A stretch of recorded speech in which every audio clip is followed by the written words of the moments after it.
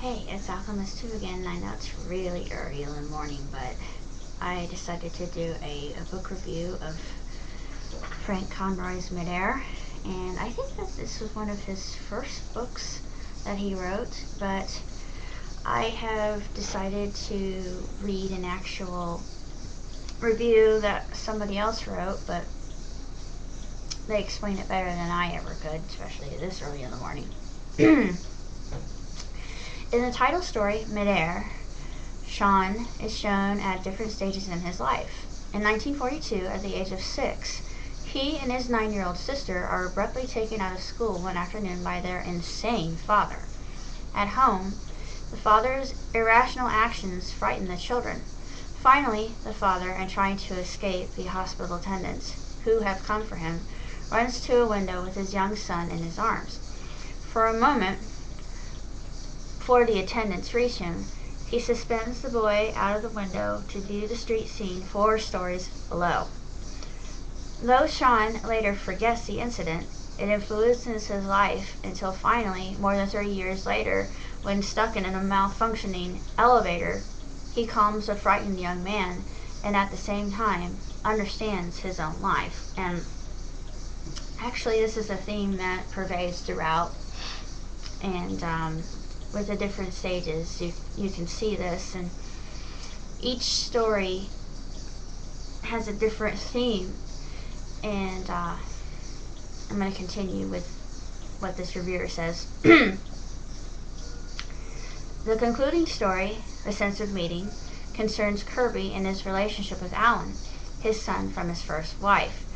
Kirby returns to his alma mater, Philadelphia College, where he meets his old college roommates, but more important, where he watches his son play in a college basketball game. The game is a disaster. Alan, after fumbling the ball, spends most of his time on the bench. The next game, Kirby attends the dreaded rematch, but the second game shows Alan at his best when he orchestrates the team's winning plays. The story explores the changes in the father-son relationship that take place as the boy matures. Kirby initially feels that he must protect his son, and he fears he might live up to the boy's expectation, yet later the father's love changes based on respect, acceptance, and equality.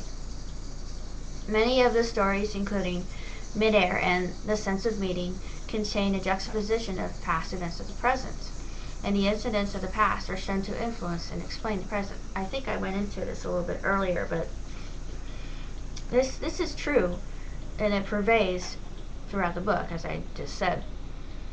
In Car Games, which happens to be one of my favorite stories in the book, a young boy's infatuation with cars later explains his death at the wheel of his Aston Martin. In addition, a few stories flirt with the supernatural. In Transit, the events in a subway station have no rational explanation, and in the mysterious case of R, the disappearance of a patient could indicate the insanity of a psychiatrist, or the more probable, less rational explanation that the patient was an angel, as he had stated. The stories are engrossing and well written. Readers of Frank Conroy's other book, the well-received autobiography Stop Time, which was written in '67, will not be disappointed with this one. I did enjoy Stop Time, and I also enjoyed Dogs Bark Where the Caravan Rolls On. I particularly think that that particular book is his finest of all the books that he has ever written. Now, Mr. Conroy is no longer with us, but if you want to hear what kind of man he was, then I would go to NPR's website. I'm not sure how far back that interview was, but it gives you a sense of just how erudite Mr. Conroy was, and just how aware of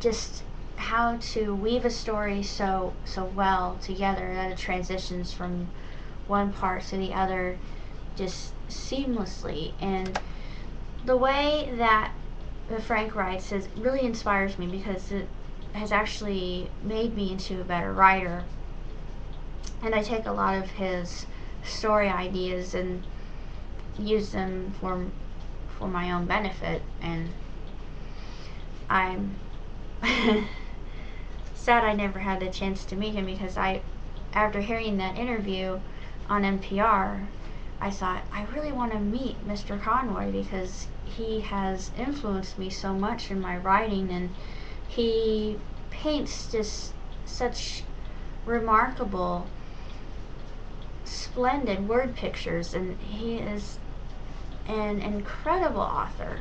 Just absolutely impressive in the way that he depicts scenery and emotions, and particularly insanity, and of course in Midair, in the story of Gossip, he depicts the insidious nature of gossip itself, and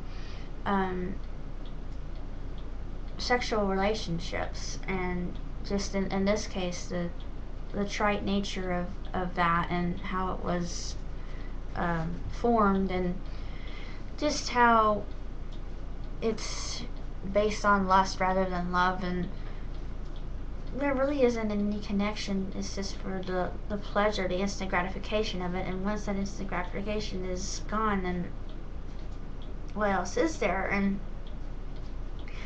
this book, as short a read as it is very profound, and is very, very fast. It's a quick read. It's it's a speed read. It's only 170 plus pages, or I think it's less than that, actually 154, or similar amount of pages to that. But if you've never heard of Frank Conroy, then I would highly recommend this book to you, because to me it really stands out as a book of humanity in and of itself, and the emotions that human beings go through, particularly if they have gone through incidents in the past, like the one they talked about in Midair, and the young Sean's experience with his father, and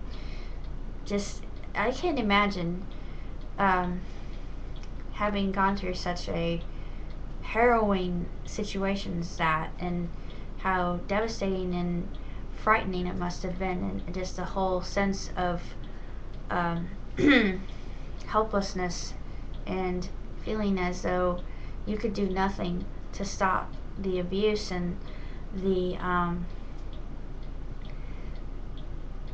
psychosis of your own father. That's frightening, but I think this happens a lot in reality too. So those who have have been abused in relationships with their parents, I don't recommend it. But beyond that, I think this is one of the finer books ever written. Those very small. And if you're wanting to become a better writer, Frank Conroy is one of the better American literary giants, I think. I might be exaggerating, but I really have a lot of respect for Mr. Conroy. And though he is no longer with us, his work still remains. And this book, as well as the one I mentioned in the interview, Stop Time, which is just a remarkable book about Frank's life, as well as Dogs Bark for the Caravan Rolls On, which is one of my absolute favorites. I just adore that book with my very soul and being. The foundation of why I write, and why I want to reach people with words. The power of the word. It's a very impressive element, and it can have such limitless possibilities. Wherever your imagination can take you, you can write. And